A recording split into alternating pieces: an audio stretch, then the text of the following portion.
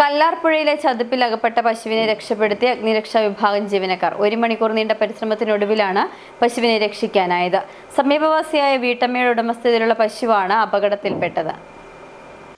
ഇന്നുച്ചയ്ക്ക് 1 മണിയോടുകൂടിയാണ് സംഭവം നടന്നത്. കല്ലാർ കാരിപ്പുഴയിൽ ശോഭന തന്റെ പശുവിനെ മേയ്ക്കുവാനായി പുഴയോരത്ത് വിടുകയായിരുന്നു. ഇതിനിടയിൽ പശു പുഴയിലെ ചതുപ്പിൽ താഴ്ന്നു.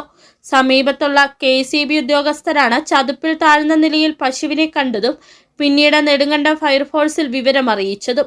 1 മണിക്കൂർ നീണ്ട പരിശ്രമത്തിനൊടുവിൽ ഫയർഫോഴ്സ് ഉദ്യോഗസ്ഥരാണ് പശുവിനെ കരയ്ക്കെത്തിച്ചത്. പശു വെള്ളത്തിൽ പോയതായിട്ടും കാല് കുടുങ്ങി ചെളിക്കകത്ത് താന്നുപോയ അവസ്ഥയിലായിരുന്നു. അത് നമ്മുടെ ഹോസ്, പഴയ ഈ ഹോസ് ഉപയോഗിച്ച് പശുവിനെ 2 ഹോസ് ഉപയോഗിച്ച് KCBയുടെ നാട്ടുകാരുടെ സഹകരണത്തോടുകൂടി, നാട്ടുകാരെന്ന് പറയാനല്ല KCB ഉദ്യോഗസ്ഥർ, പശുവിനെ പുറത്തെടുത്തു. പശുവിന് പരിക്കുകളൊന്നുമില്ല.